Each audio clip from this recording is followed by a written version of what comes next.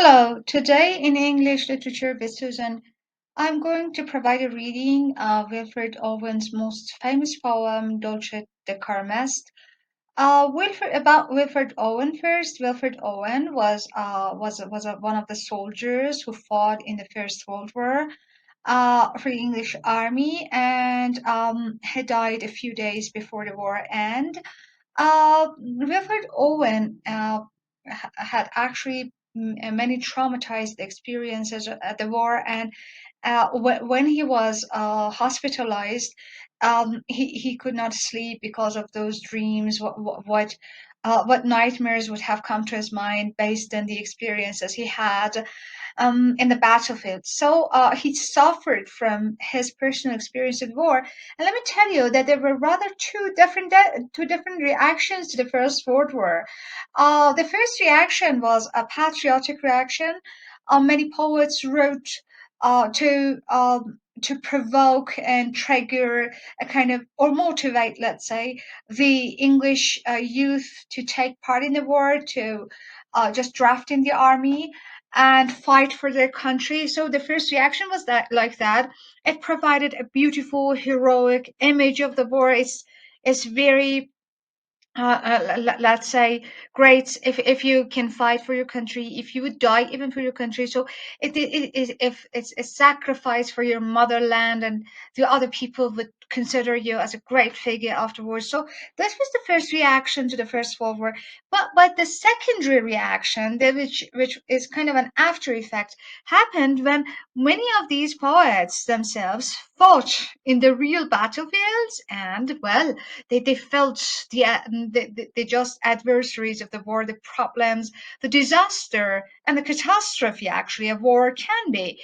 And then they wrote about it. Wilfred Owen is one of those figures who could understand that trauma of the war can affect the rest of your days. Even if you're not fighting, you cannot escape the nightmares which come to you. You can never be cured of the trauma you have experienced. And the title of this poem is chosen ironically. Dulce de Carmes is a Latin title.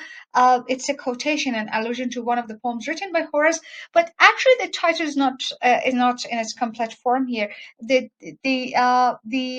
full sentence was something else. The full line by Horace was something else. And the poem begins with this part and ends with the second part. So this part is yet incomplete. So I'm not going to provide a translation for this title here. Let us just read the complete version. And then we have the experience of some fatigue-stricken soldiers, benched double like old beggars under sacks. And you see different images. They provide dark imagery, benched double like beggars under sacks, knock kneed because they are just bending too much. Their knees are knocked. Uh, Coughing like hags, and hags means a witch, because they have caught cold or something. Such epidemics were common at the time. Be cursed through sludge. Sludge means the mud, so they are cursing, they are moving with difficulty till on the haunting flares. So the condition is miserable already till on the haunting flares we turn our backs, and they are actually turning their back towards some haven or some safe place, and towards our distant rest began to trudge. Trudge means to move with difficulty. Men marched asleep, and the lack of sleep, many had lost their boots, but limped on. Anyway, they move. Bloodshot, and limped on means also to move with difficulty. Bloodshot, all went lame, all blind, maybe after the effect of the tear gas, or maybe because they're too sleepy, they cannot see what is in front of them, drunk with fatigue, deaf even to the hoots. The hoots, you heard them, the sound of the vessel of gas shells dropping softly behind. So they are just uh, going to some safe place, and it seems that things are going to be calm in a few minutes, maybe. gas quick boys. But as if that was not enough miserable, we have an attack by a biological weapon, gas. Germany used biological weapons during the First World War in different battlefields, and here these guys are under such an attack. Gas quick boys, an excessive fumbling, fetching the clumsy helmets just in. Fumbling means to move to handle something clumsily, but they are doing their best just in time. But someone still was yelling out and stumbling and floundering like a man on fire alive. So one of these soldiers could not successfully put on the mask, and he's under the effect of the gas, and he's floundering, struggling, like a man on fire or lime as an acid. So he's like, he's just moving his hands in an anxious way, as if he's burning by fire or an acid. Dim through the misty panes and thick green light of that gas. As under green sea, I saw him drowning because of the gas appears everywhere, it spreads everywhere, spreading minute by minute, and the guy is just sinking in that sea of the gas.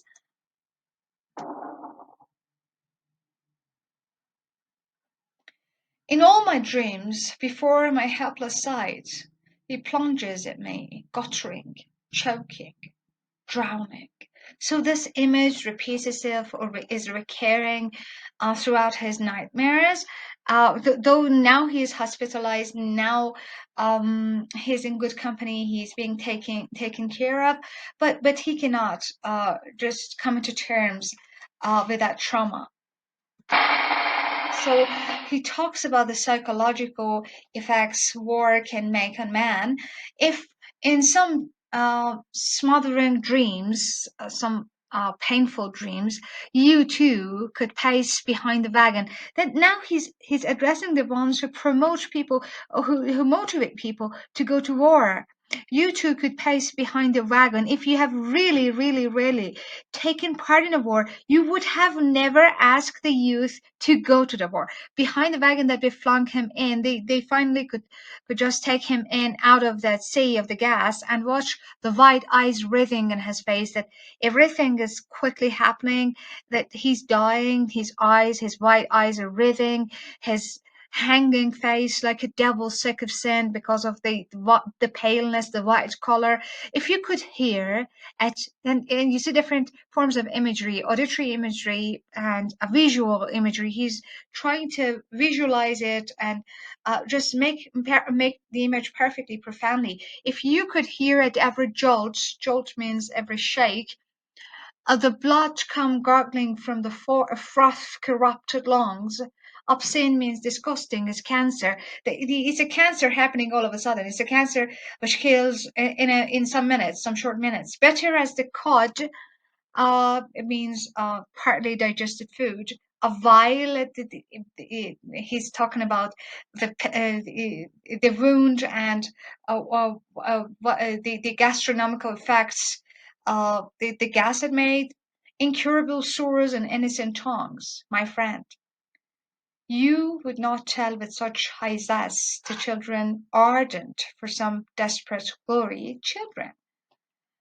Violai dulce decorum est pro parsia more, which is translated as uh, it is sweet and fitting to die for one's country. So the first part is it is sweet and fitting, and the second part is to die for one's country, which is which shows how the title is chosen ironically, because there is nothing sweet and fitting in this experience narrated by the poet. So this was my explanation. I hope you've enjoyed it, and thank you very much. I see you in my next videos.